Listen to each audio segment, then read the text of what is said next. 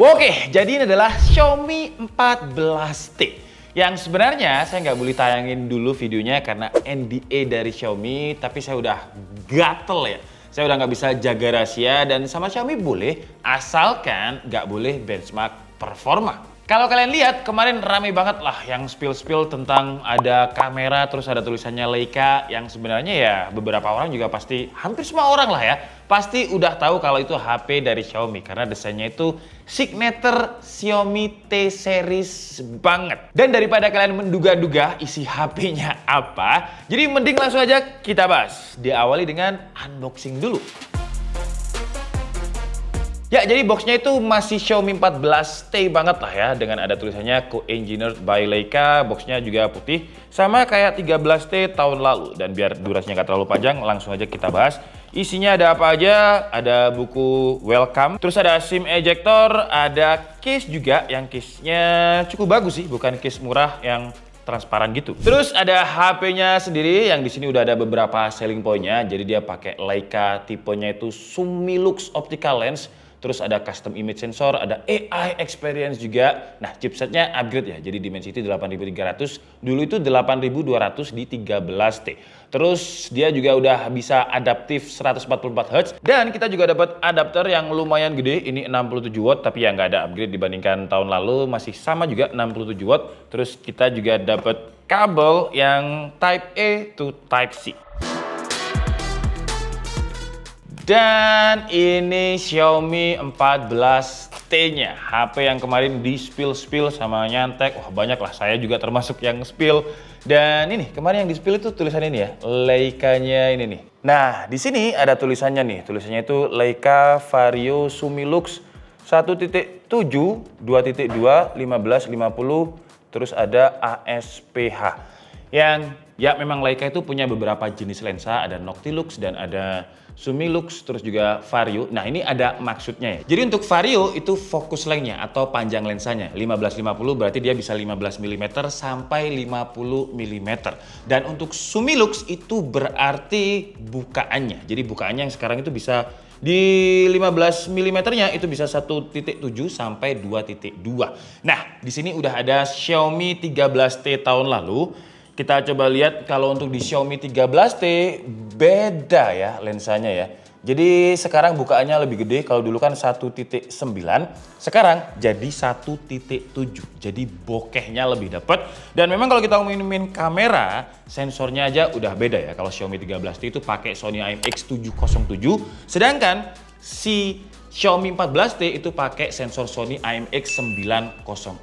Kalau ASPH tadi itu adalah aspherical lens, yang berarti dia pakai elemen lensanya itu asperis, yang intinya ASPH ini bikin gambarnya lebih tajam. Itu kalau menurut Leica ya. Dan mungkin langsung aja kita coba bandingkan perbedaannya Xiaomi 13T dan Xiaomi 14T karena saya belum boleh benchmark ya.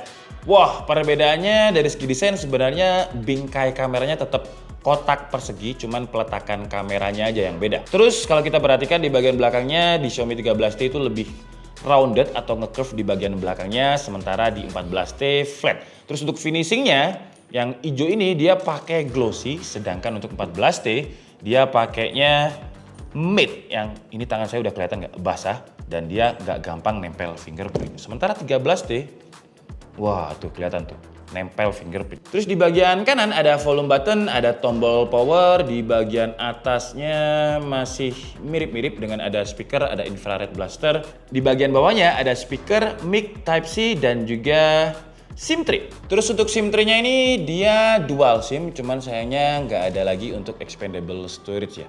Cuman kalau kita ngomongin storage, dia ada varian yang gede juga sekarang, 12GB 512. Oke, jadi si Xiaomi 14T-nya udah selesai kita, gila, cepet banget ya animasinya.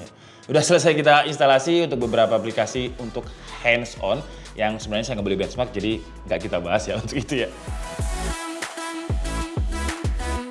Kita bahas layarnya dulu aja deh. Untuk refresh rate dia katanya bisa up to 144 Hz. Tapi ini udah kita set di 144 Hz, tapi dia tetap stuck di 120. Nantilah ya, kita coba otak-atik di reviewnya. Tapi untuk out of the box-nya ini, settingannya langsung masuk di 120 Hz. Dan sebenarnya untuk spesifikasi layarnya masih sama. Kalian bisa baca di sini untuk spesifikasi layarnya. Cuman yang sekarang brightness nits-nya, peak-nya itu nambah sampai 4000 nits. Untuk spesifikasinya lengkapnya seperti biasa, kalian bisa baca di sini. Tolong ya editor ya, di sini nih, di sini nih. Nah, di sini. Jadi dia pakai Dimensity 8300 Ultra, naik dibandingkan tahun lalu. Terus yang kita bahas ini yang Titan Black 12 GB 512. Dan kalau saya lihat di GSM Arena untuk yang Xiaomi 14T ini, entah bener atau enggak, tapi ya UFS-nya itu versi 4.0, sedangkan 13T dulu itu di UFS 3.1. Nanti kita lihat test speed-nya juga di reviewnya. Apakah benar-benar UFS 4.0. Sekarang kita bahas ke jualannya Xiaomi dulu deh. Langsung aja kita bahas soal kameranya. Jadi ya menu-menunya ini sama kayak Xiaomi 13T yang dulu. Dan sekarang langsung aja deh kita coba untuk bikin foto-foto ya. Tapi saya butuh model, jadi kita panggil Shiva. Gak apa-apa, ini kan anak fitur beauty nih. Women. Shiva bilang nggak make up jadi nggak pede, tapi nggak apa-apa, ini kan ada fitur beauty-nya. Jadi kita coba foto-foto portrait untuk pakai Leica-nya. Nah di sini seperti biasa itu ada pilihannya, ada Leica Vibrant dan juga Leica Authentic. Kita coba yang Authentic dulu dan filternya kita pilih yang normal dulu ya. Kalau kita lihat di sini ada beberapa filter atau kita coba yang khas Leica deh, black and white dulu. Cantik kok meskipun nggak pakai make up, biasa ya. Hasilnya kalau pakai filter black and white-nya Leica ini gokil sih. Warna hitam dan juga putihnya itu kontrasnya dapet banget. Tapi detailnya gak berkurang. Wah, Shiva jadi kelihatan kayak foto-foto jadul yang vintage gitu. Wah gila, anginnya kenceng banget ya. Tah, coba shoot langit. Wah, mendung banget. Jadi kita coba foto-foto candidnya Shiva pakai filter portraitnya Leica. Dan pilihan filternya untuk black and white ini banyak banget sih ya. Tuh ada Leica Blue. Wah ini kok agak nge-lag.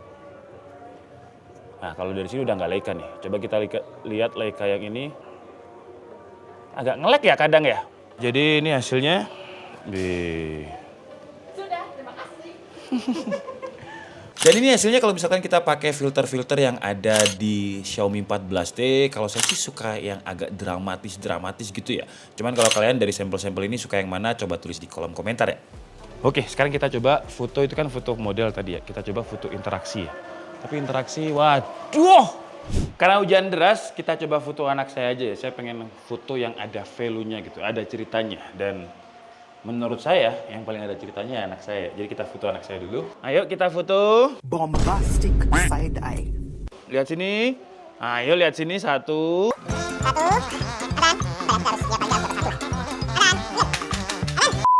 Jadi ini ceritanya dia lagi menunggu ayahnya yang nggak pulang-pulang ya kan. Dan karena kita memoto bocil, tuh ada face detection ke mata ya. Jadi harus cepet, sensornya harus cepet nangkep gambar. Karena kalau nggak, wah gambarnya bakal ngeblur tuh. Dan filternya ini bukan hanya di foto ya, di mode videonya pun juga ada tuh. Tuh, kita coba weight-nya di 1080p 60 fps. Ini kalau jatuh, wah kasus. Kita coba rotate shot dari sini. Set, fokusnya gimana? Aduh. Wih, dapat guys. Tuh. Wih, dan smooth. Ayo kita lari Atan sini. Sini. Iya. Wah, sekarang kita coba filter yang biasa. Nah, ini yang biasa 1080p 60 fps. Kita coba ikutin gerakannya si bocil yang nggak bisa diam ini. Mau kemana? Kita coba ikutin apakah dia masih tetap bisa stabil. Wih, wah, kesana lagi. Wow, dan masih stabil loh ya, gokil. Kalau kau suka hati tepuk tangan. Kalau kau suka hati injak bumi. Kalau kau suka hati bilang hore. Hore, tos dulu. Yeay. Untuk fitur lain kayak YouTube, dia bisa di upscaling sampai 2160p, 60 dan XDR-nya aktif. Dan audionya sih tetap stereo ya. Dan bukan hal spesial gitu kalau Xiaomi stereo. Dan untuk kualitas suaranya, oke sih ya, bassnya masih ada. Terus gak gembret juga, ini di volume mentok 100%-nya. Dan bagian belakangnya juga gak terlalu, masih geter tapi gak terlalu geter ketika pakai volume 100%.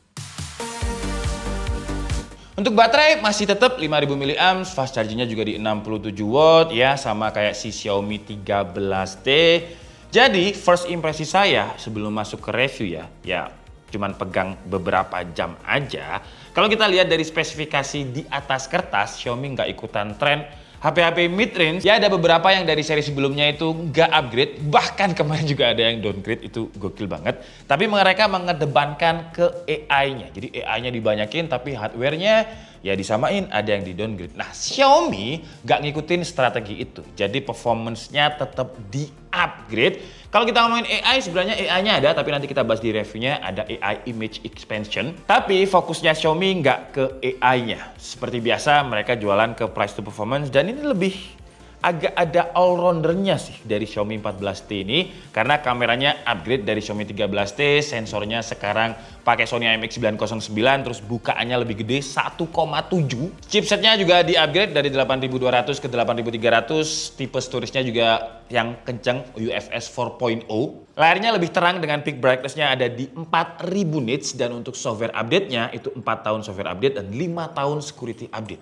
Gokil ya, mid-range tapi udah sepanjang itu. Kalau untuk harga, jujur saya belum tahu berapa, tapi kalau ngikutin si Xiaomi 13T, ya harusnya harganya itu di kisaran 6 jutaan lah. Dan kalau beneran 6 jutaan, kemarin HP-HP mid-range yang strateginya itu ke AI itu harus saya akuin mahal memang. Server ini itunya mahal lah. Cuman buat sekarang menurut saya belum ada AI yang bener-bener bisa bikin kita ketergantungan ke AI itu gitu. Jadi kayak AI-nya tuh kayak sekedar aesthetic aja, generate image, 3D studio, ya macam-macam yang aesthetic gitu aja. Nah Xiaomi menurut saya masih waras lah, karena dari seri sebelumnya, seri baru hardware-nya tetap ada upgrade. Dan kalau beneran harganya 6 jutaan, bahaya sih brand-brand lain yang baru launching kemarin, wah bahaya. Saya Andika Setiabudi and see you on the next video. Bye-bye.